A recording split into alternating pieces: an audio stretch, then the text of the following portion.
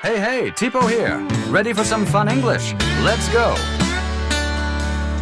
Hey guys, welcome back to Podcast and Chill. I'm Gwen, your friendly neighborhood brainiac. And I'm Leo, podcast host by trade, comedian by choice. So picture this. There's 1 second left on the clock, the whole place is dead quiet, and this basketball player steps up for a free throw. That could win the whole championship. You're thinking, no sweat, he's gonna nail it, right? Nope. He misses. The ball hits the rim. You can hear a pin drop. And you're like, wait, how did that happen? Yeah, I mean, he's a pro, that shot should be automatic, but there's always something going on. Right. This is what psychologists call a choke. Wait a sec, you mean it's not just because he's bummed out after breaking up with his girlfriend? Ha! Nope. It's actually a real psychological thing. What's it? It's when someone suddenly performs worse under pressure. Even when they've nailed it 1,000,000 times? Even when they've nailed it 1,000,000 times. Wow. I didn't know there was a name for that. You've probably been there, like during public speaking, performing music, or if you're me, trying to order food while the waiter's staring at you. Relatable. All right, I'm in. Let's talk about this whole choking thing. Yep. Let's break down why it happens and what we can do to deal with it.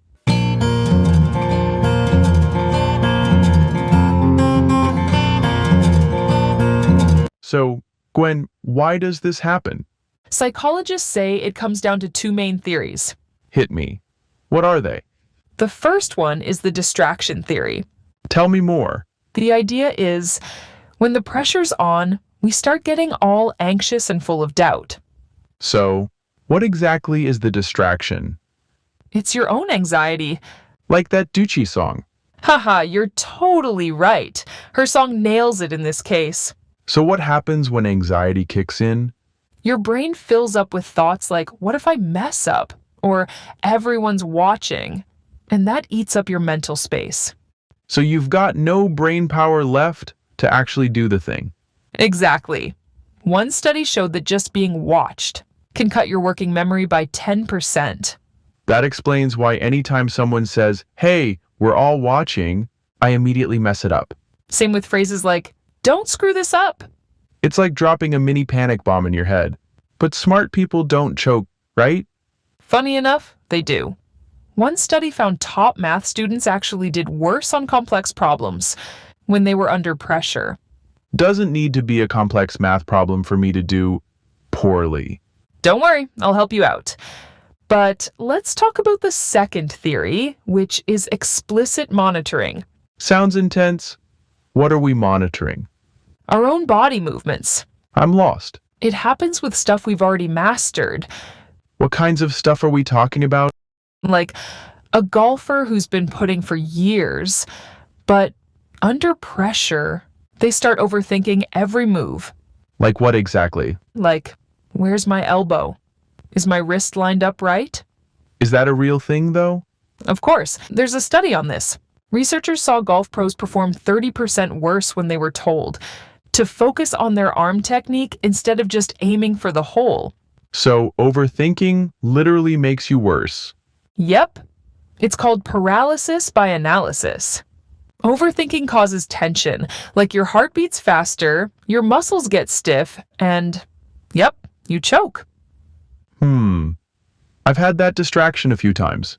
Don't think I've felt this second one, though. Depends on the task. Some things trigger one more than the other. Like what kind of tasks? Cognitive stuff like math or speaking usually gets hit by distraction. Physical stuff like sports or music gets nailed by over-monitoring. And some unlucky folks get both? Sadly, yes. Some people are just more sensitive to pressure and get caught in both traps. So, it's the curse of being both super smart and super athletic? Basically. Tough life, huh? But seriously, why does this even happen to us? Oh, there are a few reasons. First, it's your skill level. So like, the worse I am at something, the more likely I am to choke? Actually, it's kind of the opposite. Experts tend to choke more than beginners. Wait, what? That makes zero sense. I know it sounds weird, but hear me out. All right, break it down for me. So, beginners are still figuring things out. They're consciously thinking through every step. There's nothing automatic to mess up yet. Got it. And experts? Experts have done the thing so many times. It's like their second nature. Totally automatic. So they're basically on autopilot? Yep, but when the pressure kicks in, that autopilot gets shut off. They start overthinking stuff that should just flow. So pressure makes them mess up stuff they usually crush? Bingo! Okay, what about where you are? Does it matter who's watching? Oh yeah, big time. Just being watched ups the pressure. But if it's someone important, like a coach, your boss, or your mom, it's even worse. Man, when I was a kid, I used to fall apart every time my mom showed up to my soccer games. Right? And the stakes matter big time too. The bigger the event, the higher the pressure. One study found that pressure jumps by like 23% in those crucial moments. Ugh, I'm having flashbacks to all my terrible job interviews. I'm blaming it all on this choking thing. Go for it. But also your personality plays a role too. Let me guess. Anxious people choke more? Correct. If you're a worrier or a perfectionist, you're more likely to crumble under pressure. And if you're already stressed or running on fumes? That just makes it worse. Dang. Had I known that, I wouldn't have stayed up all night gaming before my presentation. Yeah, losing sleep ups your chances of choking by like 40%. So yeah, resting matters. So, just clocking in 8 hours of sleep every night can help me stay away from choking? I wish it were that easy. Sleep definitely helps, but it's just one part of the puzzle. If so, what else can we do? One of the best things? Practice under pressure. Ugh, can't I just avoid pressure altogether? Yeah, good luck with that. We live in a society where pressure is more common than a Taylor Swift song on the radio. Okay, fine. How do you even practice pressure? You basically try to recreate the stress, like playing loud music, getting people to watch, or making small bets during practice. And that actually works? For some, yeah. A study in the Scientific Journal of Sport and Performance on dart players showed those who practiced under pressure performed 15% more than those who didn't. Not bad. So we're stress-proofing the brain? Pretty much. There's also a technique called stress inoculation. Sounds intense. What is that? It's like a mental vaccine. You expose yourself to small doses of stress, so your brain builds immunity to bigger stuff later. Olympic athletes do it all the time. So how do I give myself this vaccine? There are 3 steps. First, you learn how pressure affects you. Then, you build coping skills. Last, you practice using those skills in real situations. That sounds like a full-time job. Olympic coaches don't think so. Some even add consequences, like if you mess up, you drop and do 10 push-ups. Brutal. Is there anything less intense I can try? Maybe you can try a pre-performance routine. A routine? Yep. It's something you do before a task to get into the zone. It helps calm your nerves and brings some structure. How does that even work? It pulls your focus away from the nerves and onto something familiar, which is your routine. Like Nadal with all his little ticks before serving? That's what I'm talking about. It tells your brain, hey, we've done this before. Does it actually help? Of course it does. One study on soccer players showed it can lower anxiety by 17%. Do I need a coach to build one? Nah, you can make your own. It could be some deep breaths, bouncing in place, clapping, or even a little dance. Whatever gets you focused. How long should it be? Keep it short, just 3 to 5 movements, and ideally under 30 seconds. And use it every time, not just when you're nervous. Got it. And what about focus? I know we shouldn't overthink, but where should our attention go? That's the trick. Don't overthink. Focus on the outcome, not the process. Easier said than done? It's not too bad when you think about it. For example, a golfer can focus on the hole instead of obsessing over their grip. Still sounds tough. Any hacks for that?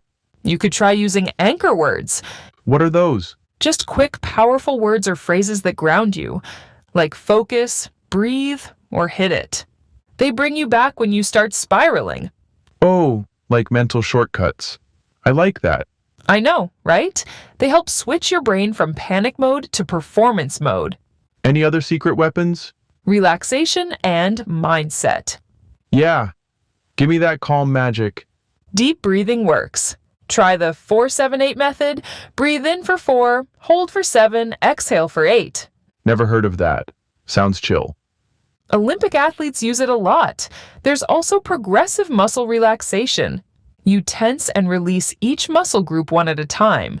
That one's easy. I can totally do that. Well, there's one more easy thing you can try. Self-talk. Yeah. Like swapping out "don't screw this up" with "you've got this," right? Yep. Visualize the win before you start. That's what Michael Phelps does before every race. What does he picture? The entire race. Every detail. Stroke by stroke. So, Gwen, we've talked a lot about choking in sports and the Olympics, but how do we actually use this stuff in real life? Oh, it totally applies. Let's start with the Olympics of academic life, exams. Ugh, I used to freeze the second I saw a math test.